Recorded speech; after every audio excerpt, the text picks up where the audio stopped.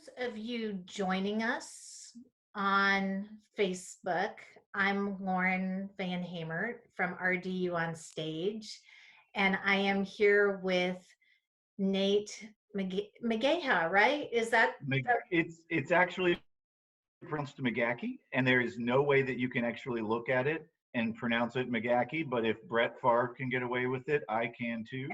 It is spelled McGaha. okay? Good. I'm glad. Thank you. Well, I am so glad to talk to you. You are the executive director of Arts North Carolina, which is doing some great advocacy work and collecting a lot of data right now, which we're going to walk through. And I'm so glad you'll be sharing your screen because once I start hearing numbers, my brain gets really fried. I'm definitely an artist, so I'm glad you have some visuals to share with us too. But before we get into this crazy pandemic situation, pre-pandemic, what did arts advocacy look like in the state of North Carolina? Was the focus mainly on funding and legislative support? What did, on a good day, what does arts advocacy look like?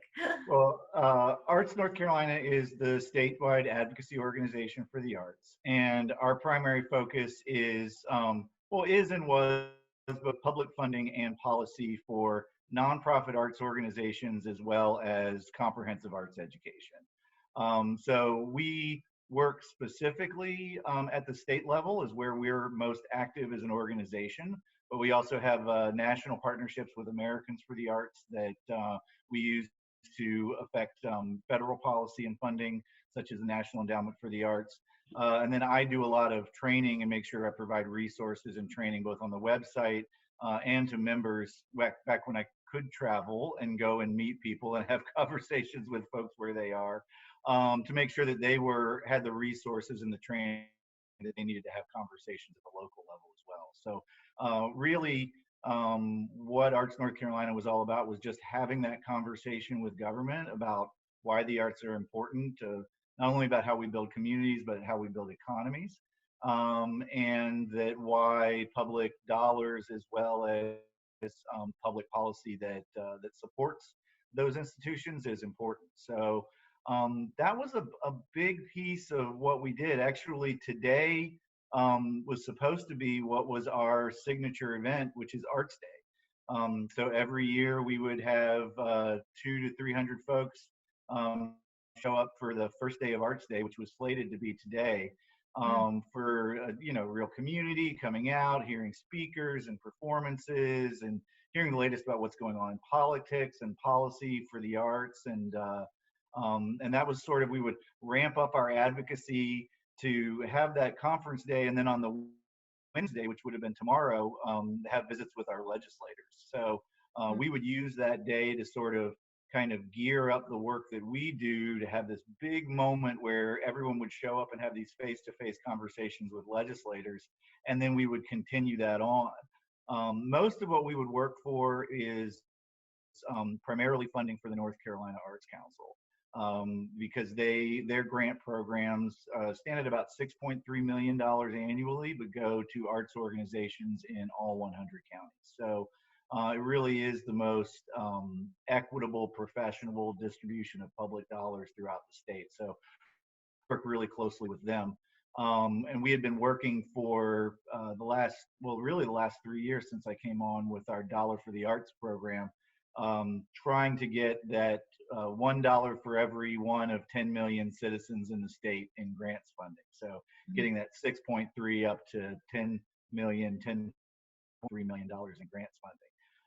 And we were all ready to roll that message out again this year, before all the events of early and mid-March. So the other piece of what we typically did was arts education.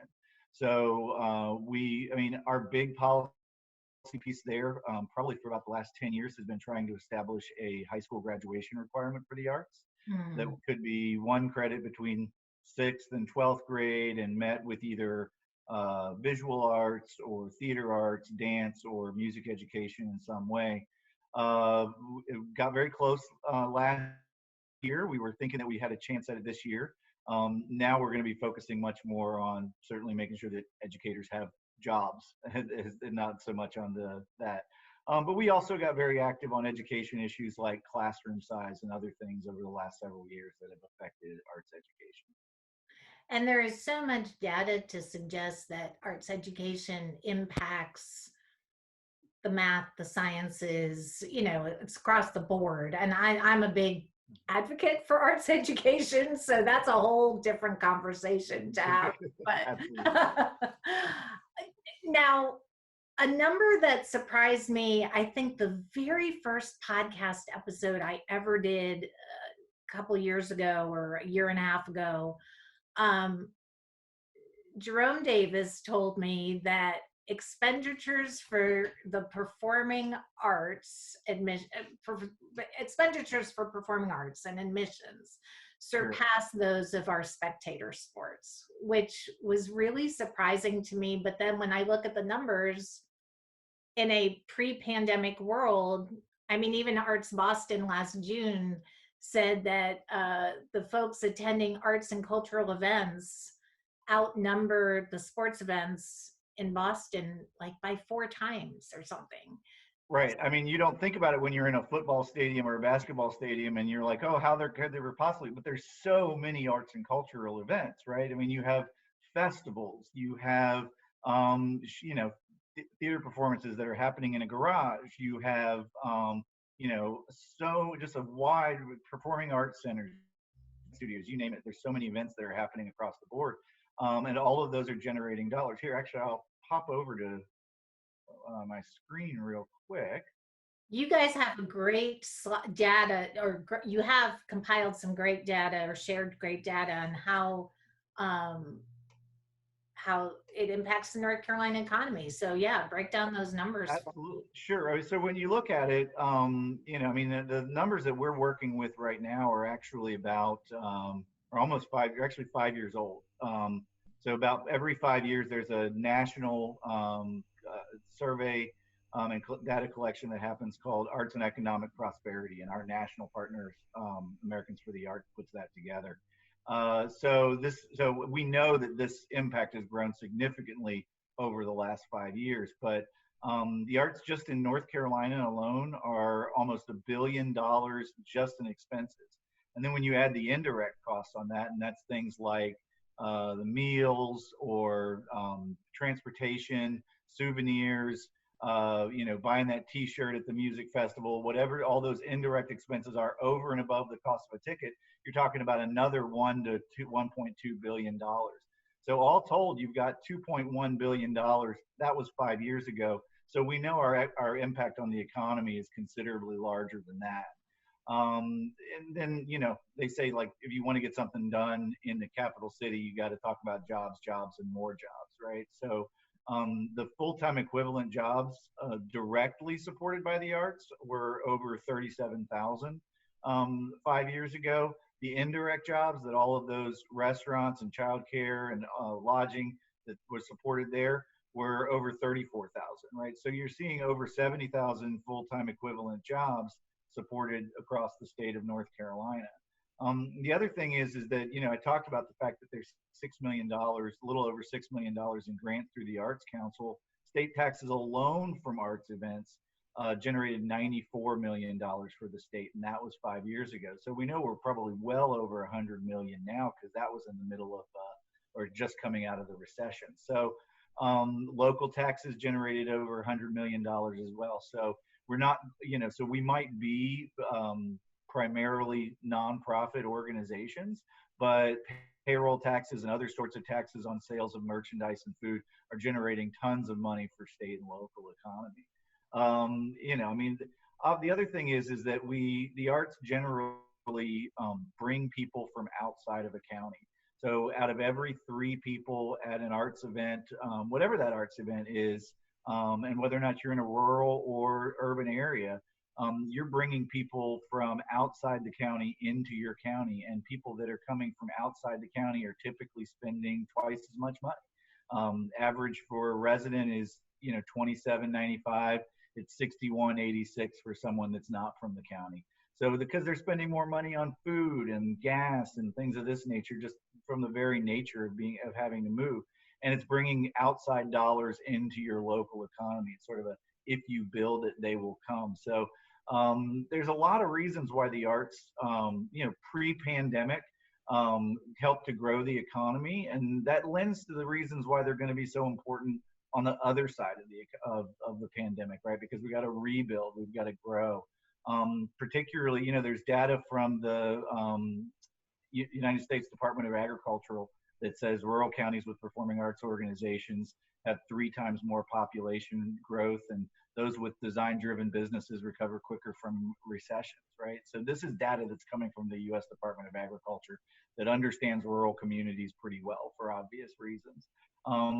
So there's a lot of, and there's more information on our website as well, but I think it's really important to understand that we're building economies and communities, and as particularly the impact that arts education, not only in schools, but through nonprofit arts organizations have of engaging kids with the arts. And, those most at risk are going to be 5 times more likely to graduate from high school. Yeah, and Charles Fanoff is on Facebook right now watching, and he shared a statistic: 557 million in Wake County, and that study was done in 2017. So, right. If you're going to break it down on a county level, the economic impact is huge, countywide, statewide, and nationally. It's staggering, the numbers, which is why the arts matter. So anybody who says the arts don't matter, they just have to take a look at these numbers. Absolutely. So let's talk about the minute this situation happened, the minute we were in this kind of quarantine world, the American for the Arts released an impact survey, and every week they are sharing data. So right. Can you talk about the numbers in North Carolina? You've had a little over 900 people respond to the survey here Sure. in our state. What are we looking at? Well, so the numbers are, right now we've got, over 32.5 million in reported losses, right? So of those 942 respondents, about half of those, about 450 to 480 are actual nonprofit organizations. The other respondents were individual workers, and those numbers didn't even add into these numbers.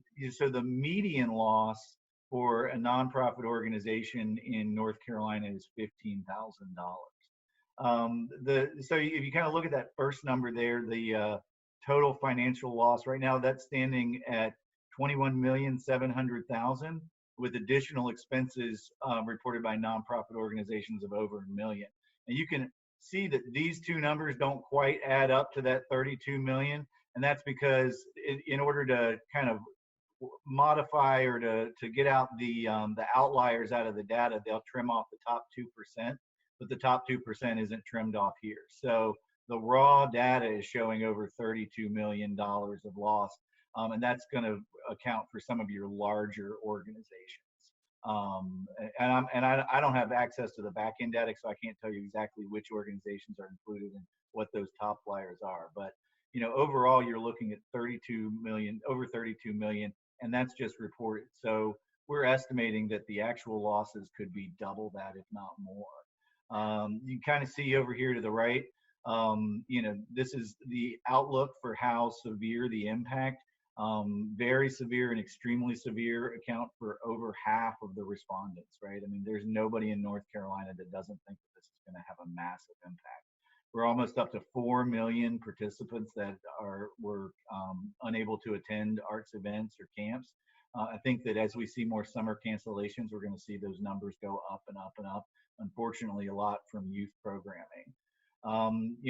There are only over 2,000 folks that have either been laid off or furloughed. That's only what's reported, right? So and really this part of the data has only been being collected I think for the last 2 or 3 weeks, the early respondents to the survey weren't reporting that data into here.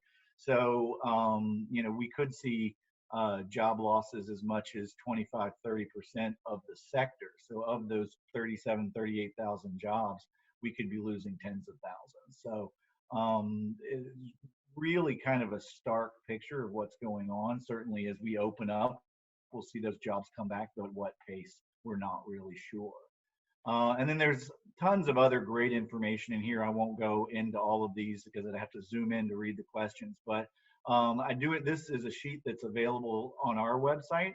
And then we always try to drive links so that Americans for the Arts does a really great job. So if you go to um, our COVID-19 Action Center and click on that link right there, it'll take you to Americans for the Arts website. And then using their dashboard, you can drill down even further than state data, right? Like we publish the state data, but they'll let you, and I won't go too far into this, but they'll let you get all the way down to county, city, zip code, and you can sort it by discipline or budget size or legal status. So it's a wonderful tool that allows you to sort of dive into that impact data and see what's going on. The other striking piece about that document that you're sharing right now is towards the bottom of the document, only 54% of our arts organizations are confident that they will survive this pandemic. So can you break down those numbers for me? Because I think that's the number. If you don't hear anything else that we say, about half of our arts organizations may not come back. Right. I mean, and that's really the serious thing is that, everybody's about half are worried, right? Have a serious fear that they're not going to be able to survive. And, that's based on the fact that, we have always, first of all, most of us are nonprofit organizations, so where we are driven to try and do as much as we possibly can artistically to put that product out there, to have outreach to our communities. And that idea of saving 3, 4, 5 months, a year's worth of operating expenses never manages to manifest in most arts organizations. So when you hit just completely shut off the tap the way that we did a couple months ago, that's causing some serious issues. Now, certainly there's some federal loan programs through the Payroll Protection Act or Payroll Protection Program loans that are helping some at this point, but those were really designed to cover 2 months of payroll, and it might be more than 2 months before we see particularly some of the performing arts organizations coming back. So certainly my hope is that we lose as few arts organizations as possible.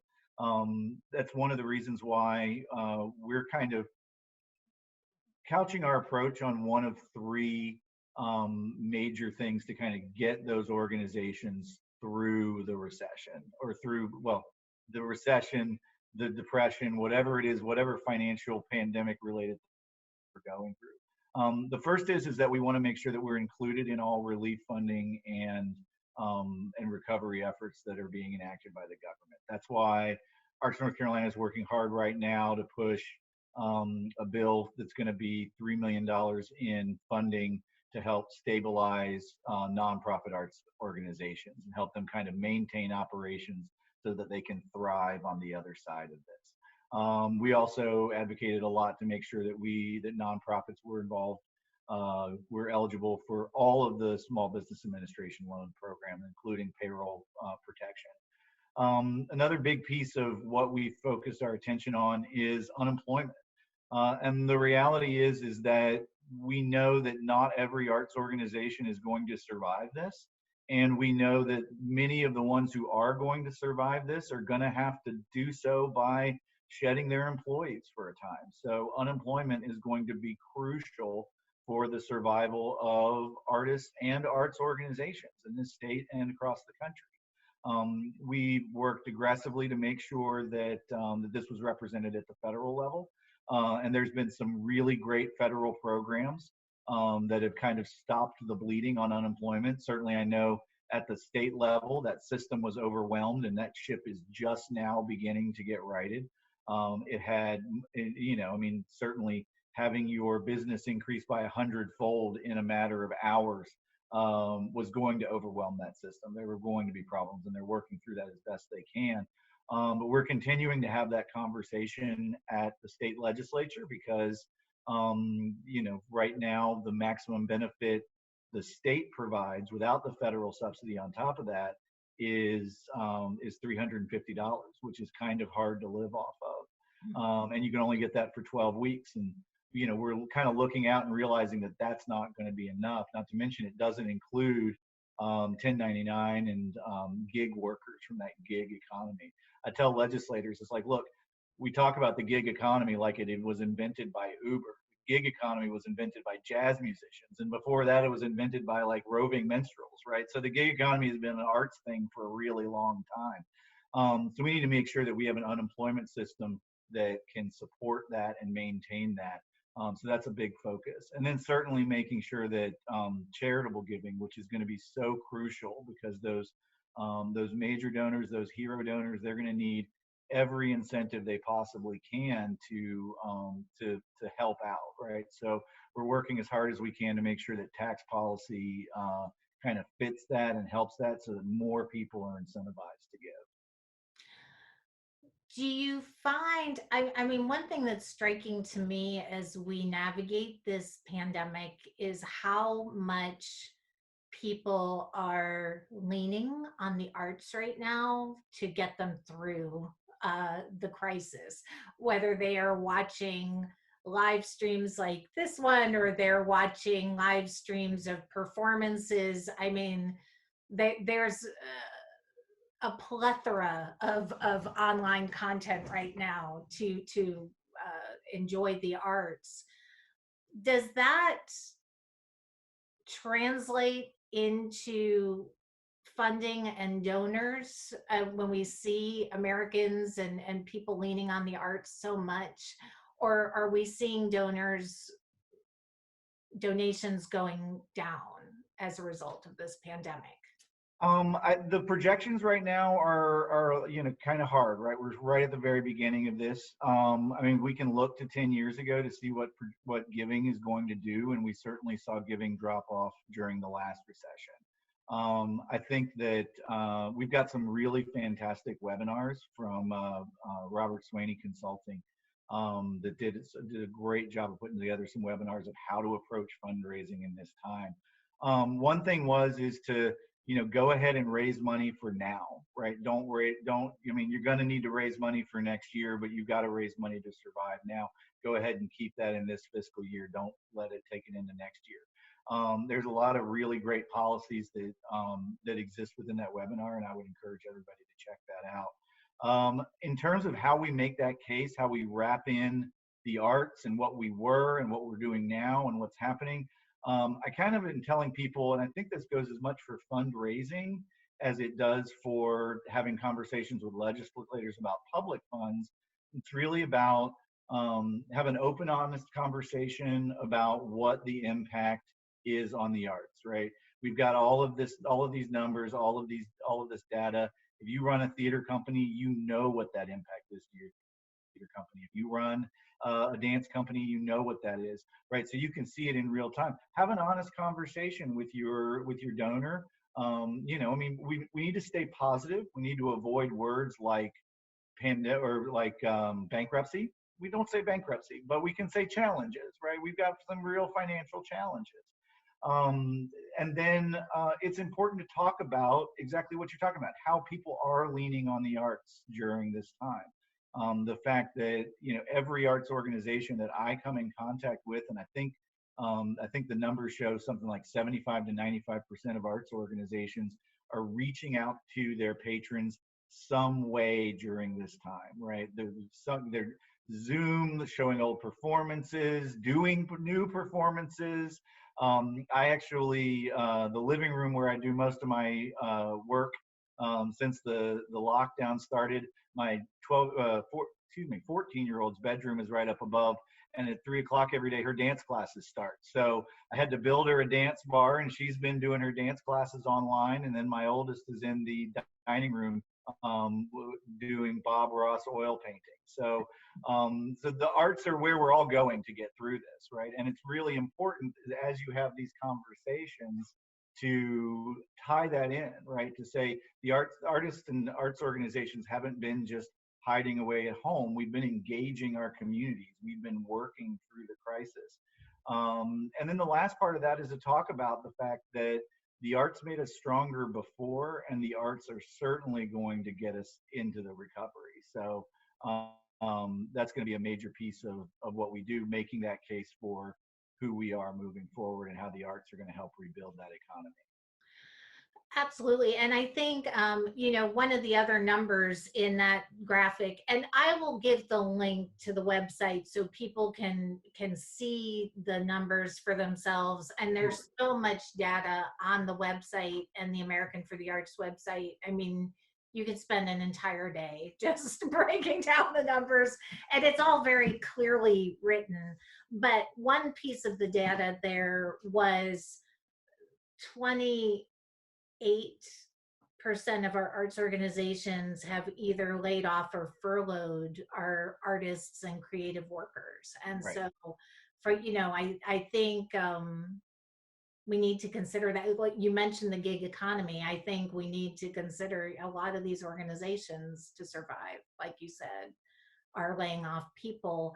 So how does that for the artists who are in this gig economy, are freelancers, what does insurance look like? Any of your advocacy efforts zero in on insurance? We're getting there, right? So the first piece was how do we get you the unemployment insurance, right? How do we make sure that and this was in the beginning, we were having this conversation in a very temporary mindset, right? Like, so you're going to be on unemployment, but it's only going to last a month, and then this horrible virus will disappear, because that's what we're told. And then you go back to work, and it would be like nothing ever happened, and so it was just going to be this little dip. But the reality turned out to be very different from that. So you have these federal programs in place that are able are adding $600 onto what was already, at most $350 in North Carolina for unemployment benefits. So most people are making between $750 and $950 a week. Hopefully that's enough dollars to help maintain the rent or the mortgage and maintain the insurance. So if they lost it through their employer, maybe to maintain that COBRA insurance as well. As we're looking out now for a longer thing, this isn't just a 2-month problem. This is going to be a year, a 2-year problem. This is going to start to become more and more the conversation, particularly at the federal level. I know that those federal programs, that extra $600, or the pandemic unemployment assistance program, which brought in those 1099 workers, those had stops of, I think it was July 31st for the $600 and end of the year on the pandemic unemployment assistance. Those are probably going to have to be extended. And then in the HEROES Act, which is legislation that was being considered starting last week, probably not going to get very far past the Senate. I was seeing reports today about a new Senate bill that's got some bipartisan support, so we'll see where that goes. But these are the conversations that we're going to be looking at moving forward. It's going to take national solutions to problems this big, because we're talking about such massive amounts of people that are losing their insurance, that are going on unemployment, that are busting at the seams of systems that were not designed to handle this. States cannot budget deficits. States cannot print money, but this is something that the federal government can do, right? The federal government has considerably more leeway in terms of deficit spending and changing regulations and sort of changing the very nature of insurance and unemployment and how all of these things work. And there's going to be very tough and very loud and very complicated conversations over the next few weeks. Unfortunately, None of those solutions are going to happen as fast as we want them to or as fast as we need them to, because there are, you know, 535 people in Congress, and they definitely like to separate themselves by this aisle, and it can be very difficult. And even on one side of the aisle, it's very difficult to get a consensus on what to do next. So there's going to be a lot of very difficult conversations coming up, but I think that there is at least an understanding that we have got a lot of very big problems to solve.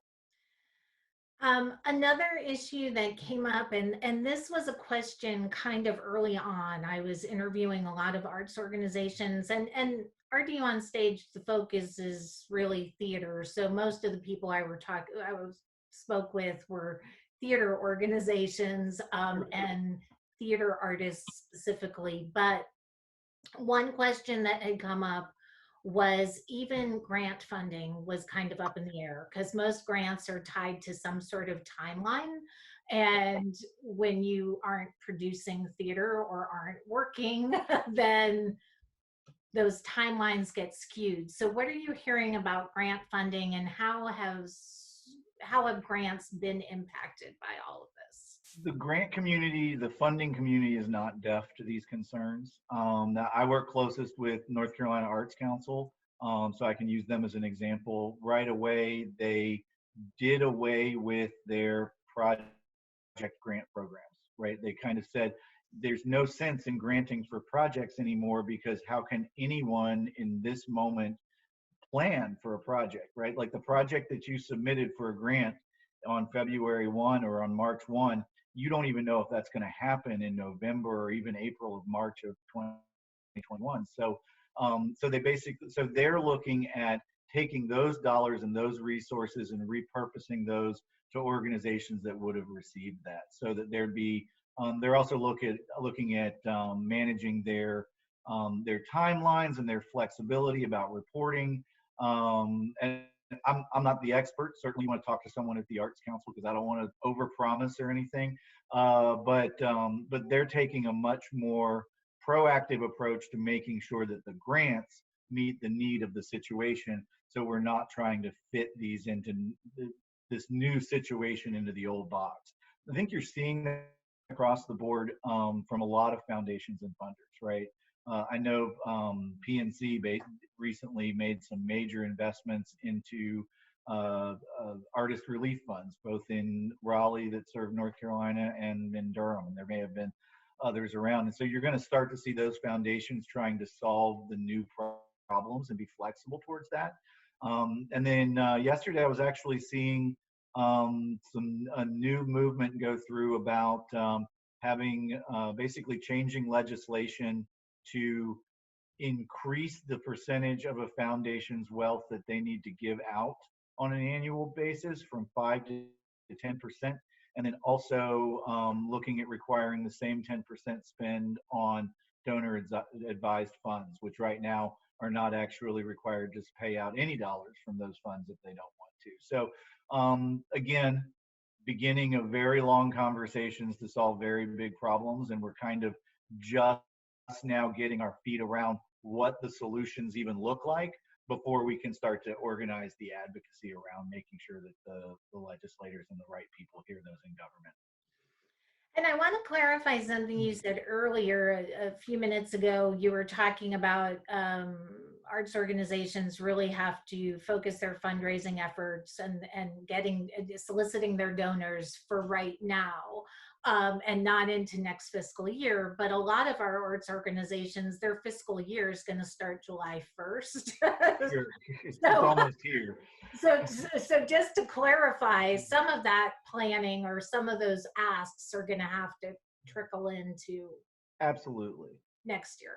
Just yeah, and I was quoting some planning advice that RSC Consulting was doing, and basically they were saying, you know, don't necessarily worry about fundraising for projects that are going to happen, and you know, getting sponsorships and things for that nature, for programs that you're not even sure are going to happen, right? Like try and keep, and if you have a sponsor for a show that got canceled, try and keep that money in the current fiscal year, don't just promise it out into next year and not collect on that sponsorship. That was more about what I was talking about when I was saying keep it in this year. Okay, just wanted to clarify because I know there's a bunch of art direct artistic directors on here, and I just want to make sure we're all on the same page. From an advocacy standpoint, do the needs of our arts organizations and artists differ here in the state of North Carolina than other parts of the country? I think that for the most part, this is happening in very similar ways across the country, right? The theaters are shut down, the museums are shut down, the arts organizations are all going through the same thing. But every state is going to respond to it in very different ways. And be more, I mean, when I looked at what an out of work artist or musician in Massachusetts was going to be getting on unemployment versus what they were going to be getting in North Carolina, it made me wonder whether or not it was better to deal with the cold, because it is going to, you're getting significantly more robust social programs in states like Massachusetts or California. But that said, a lot of those same states are going to approach reopening in a very different way, and they might be more willing to put off when they reopen and how long they're willing to keep people out of venues. Whereas in the Southeast, I'm seeing hearing a little bit more of a push towards reopening, not necessarily too fast, but certainly not, trying to get back to work. I am hearing more from producing theaters. I think producing theaters that can manage, manage their shows are more ready to get back into the theater, right? You can manage what program you're doing, what the cost of the set is.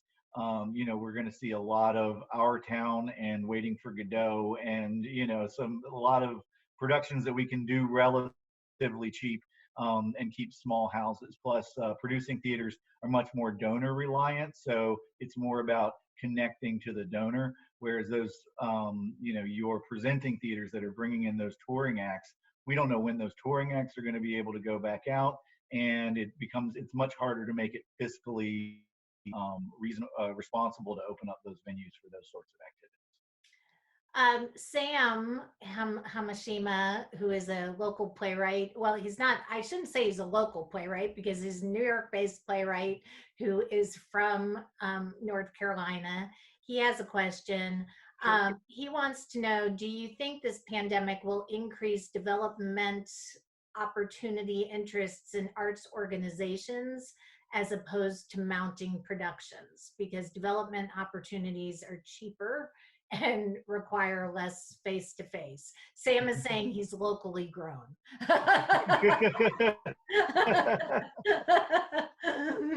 Yeah, I think we're all going to have to relook at our revenue model, right? Whether or not that's a more focus on development, or whether or not that's more higher ticket prices, or like everything is going to get stripped down and sort of reassessed and put back together.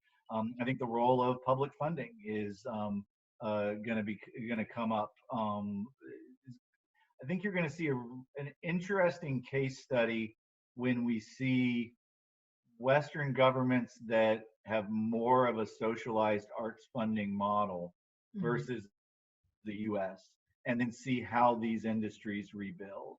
And because we've stripped it all down to nothing and we're going to have to rebuild, we're going to be able to see whether or not that public funding piece is more effective in Europe. And then if that makes a stronger case for public funding, not only for arts funding, but across a bunch of different industries, whether or not we start to see those changes in the US.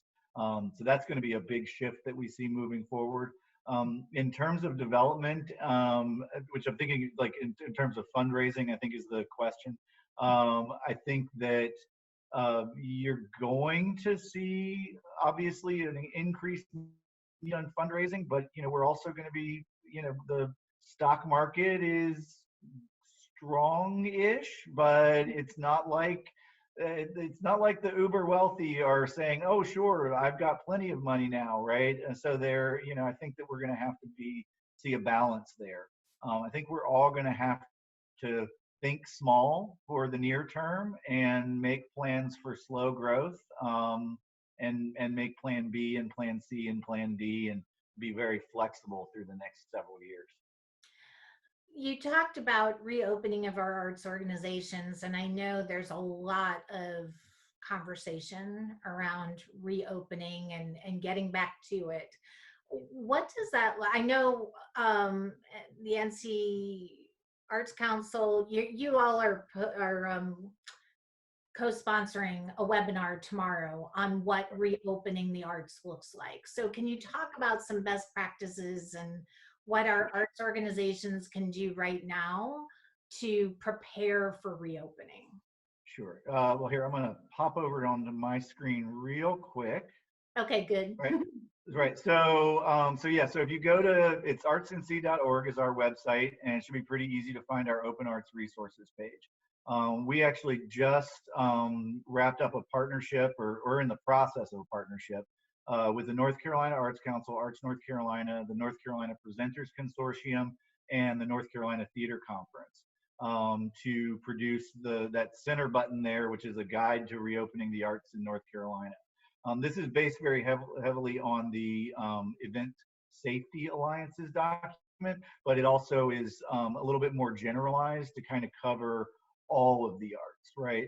And just a little bit about the fact that we're going to have to make sure that patrons understand that we are all in this together, which means the venue is going to bear responsibility, the artists and the workers are going to bear some responsibility, and the audience is definitely going to need to bear some responsibility if this is going to work moving forward.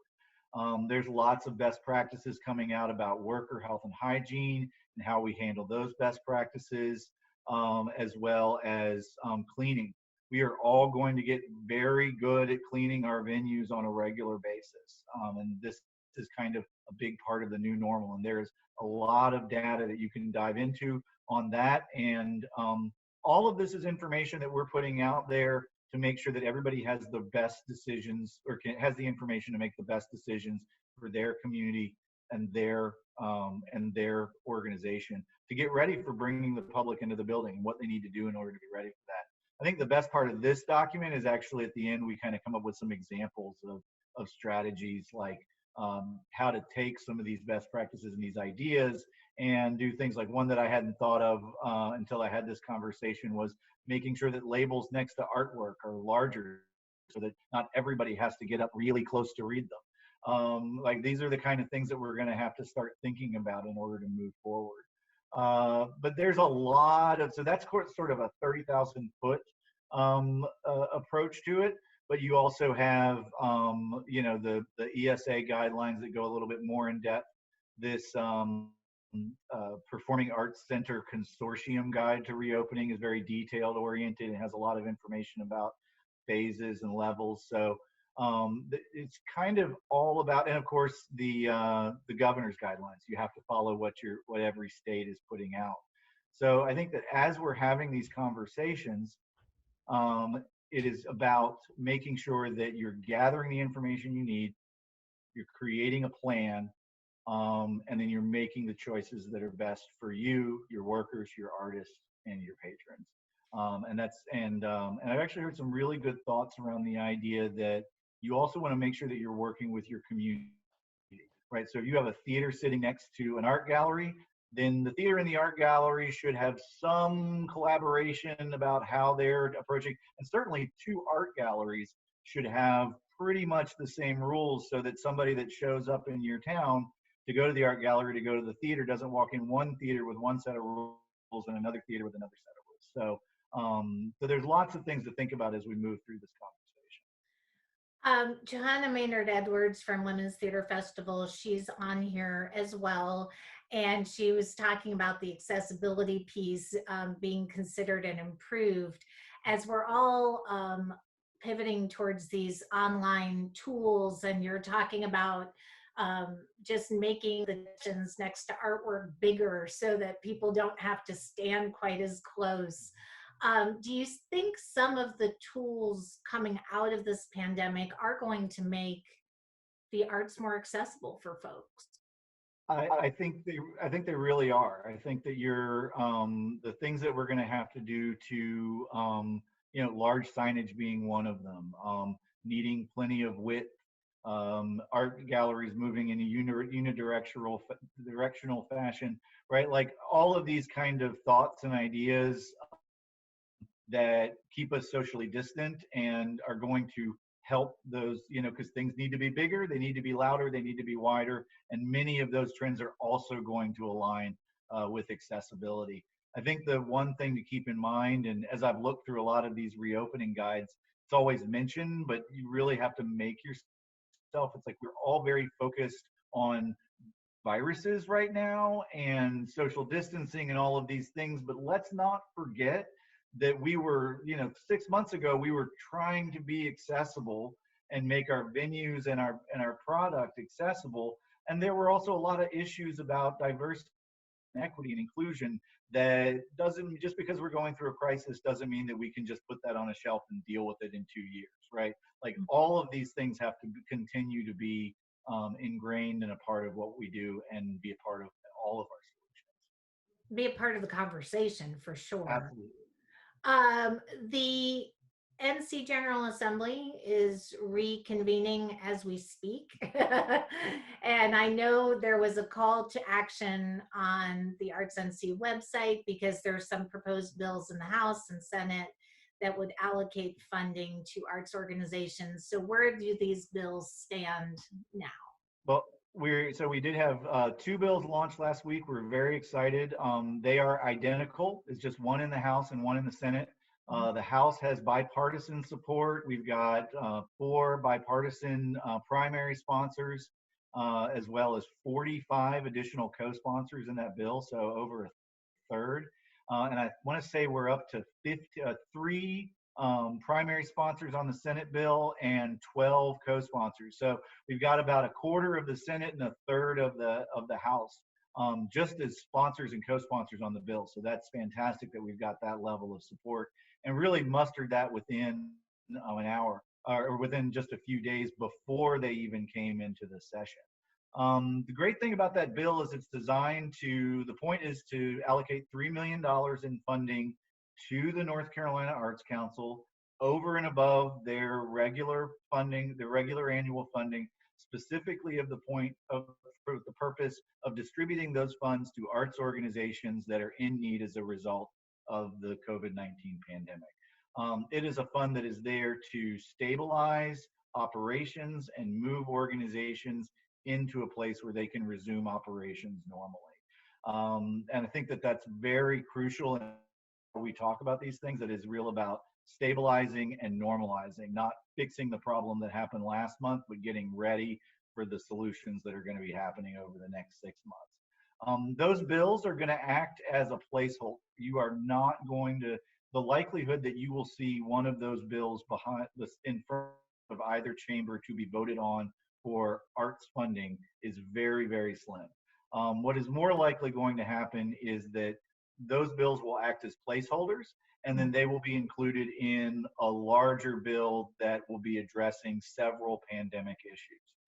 There's language in those bills that would allow that funding, sort of put some parameters around how that funding could be accessed from the federal dollars that came to the state of North Carolina through the CARES Act.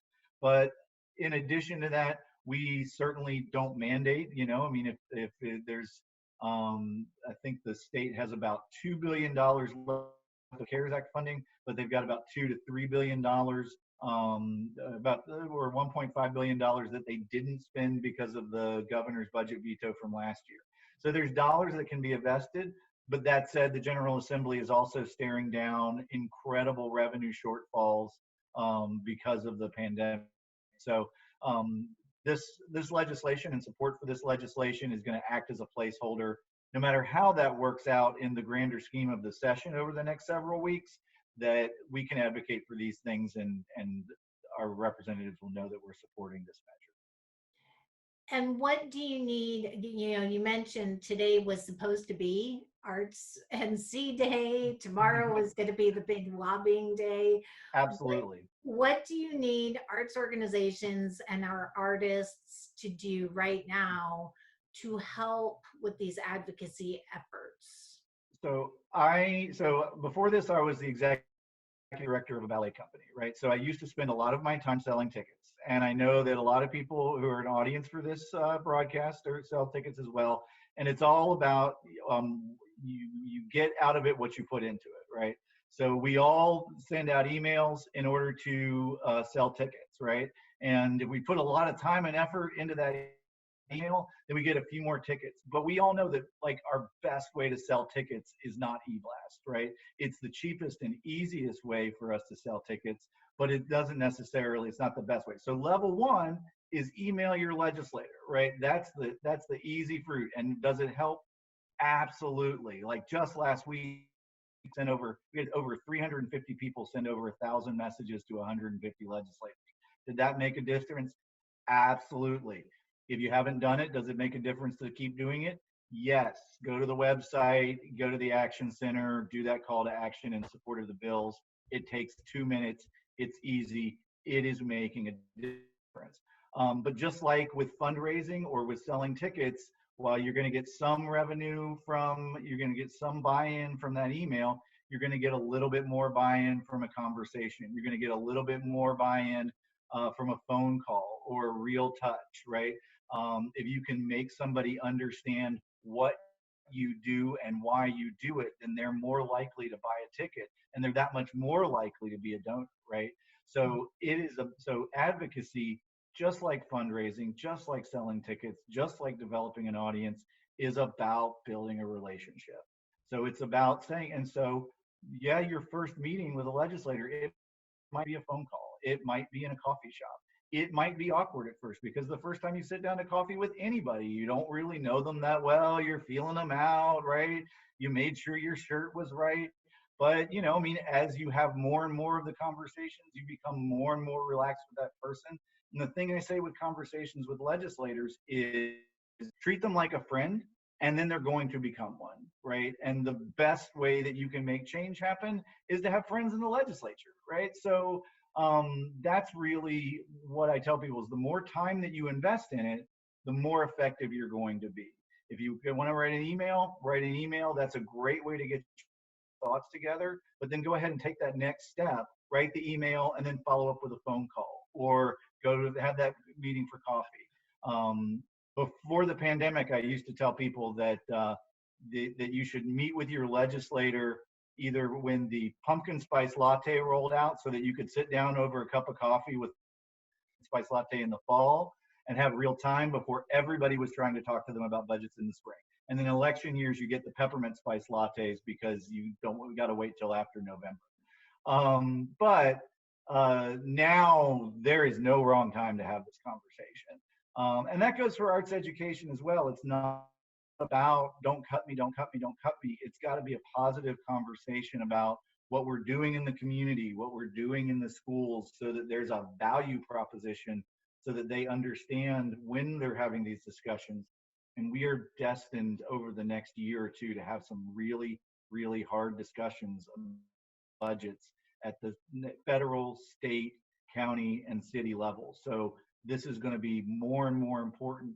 So the more comfort level you have with just having a conversation with your city council, your county commissioner, whoever it is, about the value of what you do on a day-to-day basis, that's going to make them understand. And so it's not that you're only coming to them to say, please don't cut my funding, I need my funding, right? Let the conversation be a relationship and build the growth of your advocacy work on that. And the other piece of this is I'm a believer that advocacy is driven by data, and you've shared a lot of data with us today. So the impact surveys are an ongoing rolling thing.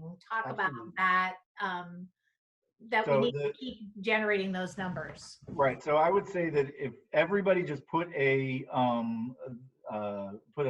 reminder on their calendar every week or every other week to go and retake the Americans for the Arts survey and update their losses, which is a horribly depressing thing to have to do every 2 weeks.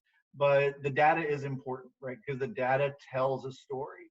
And the data, and there's a saying amongst, well, really all advocacy, but arts advocacy specifically, which is don't ever tell a story without a number, and don't ever tell a number without a story, right?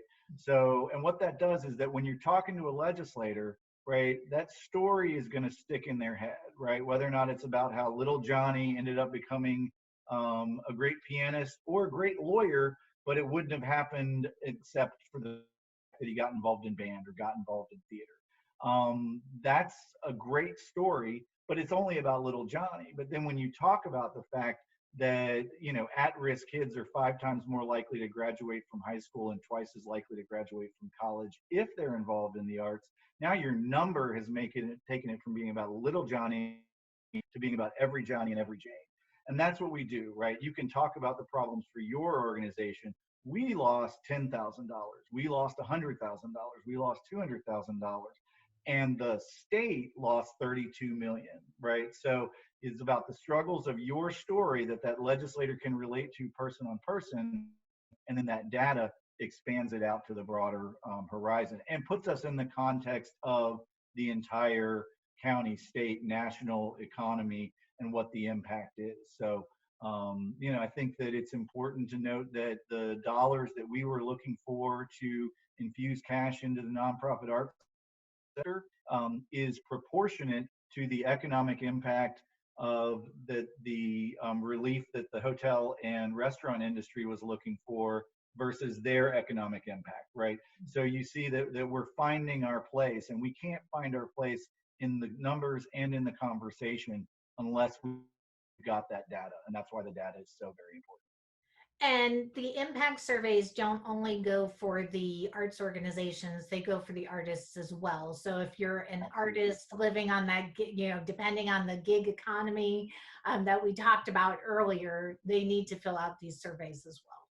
Absolutely. And I'm working mostly from that arts organization survey. I'm also looking at that creative worker and artist survey, and there's a whole nother dashboard that we didn't even get into about that that's showing some really impressive national numbers. Americans for the Arts is also tracking some data about CARES Act and starting some surveys also about psychological impact of COVID-19 on the arts world. So there's a lot of data. We've got to understand our problems before we can solve them. So that's a lot of what we're doing. And so I'm certainly hoping that more people are engaging in the work. You know, certainly tomorrow for Arts Day when we would have been going to the General Assembly. So it's a great day to send an email or pick up the phone and try and get a phone meeting with your legislator and just start having that conversation. And share the website one more time so people know where to go. That's the springboard to get all of this data that we're talking about and fill out the surveys. Absolutely. It's artsnc.org. That's artsnc.org. That is, we do a really great job. I have a fantastic team of the web designer and a marketing associate who is doing graphics for us. We have got great big buttons. You cannot get lost on our website, and it's a great way to kind of launch you off to some other places where that data lies. One other thing I want to add is that it has been so crucial for us at this time to have, we hire a professional lobbyist, Ken Melton and Associates, that works at the General Assembly. We are able to do that because of our Creative State License Plate Program. So, so the Arts NC license, if you go to thecreativestate.org, it's super easy. It's $30 a year to have a license plate. It's very colorful, helps you find your car in a crowded parking lot. We get $20 out of that $30, and that is what makes sure there's somebody talking about the arts at the General Assembly all year. And then the other $10 the state of North Carolina uses for the nefarious purpose of putting wildflowers on the side of the road and making rest areas clean and accessible. So so please, I know that everybody's got like can put off renewing their registration legally because we're in the pandemic, but I encourage everyone, you want to support the arts, get a license plate. Easy peasy, right? Right. That's an easy, Absolutely. that's a no-brainer. I am a nonprofit, so I've got to, you know, hawk my wares at the end of every engagement. So. And they are colorful license plates. I had to meet someone, and because we were socially distancing, I was able to find her car because it had the license plate and it was colorful. So Yeah, if I'm ever lost, I can like always pull into like if I like trying to find an arts council I've never been to before. Sometimes I'll just pull into a parking lot, and if I see all the license plates, I know I've found my people. So it's a great way to kind of identify your tribe. Definitely. Well, thank you so much for spending the lunch hour with all of us. Great information. Carly P. Jones is saying she loves her Arts NC license plate. So let's just all, I Thank want you, to see Carly. as we get out and about and things start to reopen, I hope I see a lot of these license plates. And thank you so much. I'll be sharing all of the links on our website and on our social media. Talk about the webinars that are happening tomorrow so people can get more information. Sure, sure. So we have two webinars happening tomorrow. There is still room for arts advocacy now and what comes next, which is the one that I'll be doing. Kind of touching on a lot of the points that we talked about today, but kind of diving into a little bit more detail about what's going to be happening at the General Assembly and what's happening at the federal level as well. So that'll be from 10 to 11. And then at 1:30, we have basically our reopening the Arts in North Carolina webinar. We're going to be joined by Vicki Vitiello from the North Carolina Arts Council, Angie Hayes from the North Carolina Theater Conference, and Shane Fernando from the Wilson Center down in Wilmington. So they got a lot to share. They were part of that working group that I did to help create that document. Currently, the registration on that webinar is full, but we are going to be making sure we get everything plugged in right and going to be putting it out via Facebook Live. So we also do a good job of somewhere within 2 to 24 hours, we get those videos live, and so those webinar videos will be available on our website so that you can watch them afterward if you aren't able to make it tomorrow. Well, thank you again so much for joining me, for your advocacy efforts, for keeping on amidst this pandemic. You and I were talking about before we went on. You and I are busier than we were before. Right. Well, thank you for the opportunity and all of the, just reels and reels and reels of footage and content and important conversations that you are having. It's really important, and I think it's helps to build and connect this community. So, Lauren, thank you so much for the work that you're doing. Well, thank you for that. And hopefully we can meet in person after this is all over and celebrate over a pumpkin spice latte. There you go. I'm going to be looking forward to fall now. Thank you so much again. And again, for everyone, it's artsnc.org. All of the data, the webinar information, the surveys, it's all there. It's easy to navigate. So this afternoon, put that on your to-do list. Go visit their website if you haven't already. Thank you very much. Thank you, Nate. And everybody come back and join me at 7 o'clock tonight. I will be joined by the Blum family. They are, I think, our premier North Carolina performing arts family, and I can't wait to talk to them about what they've been doing during this pandemic. So thank you, Nate, again, and I will see you tomorrow. I'll be tuning into those webinars for sure. Thank you very much, Lauren. Bye-bye.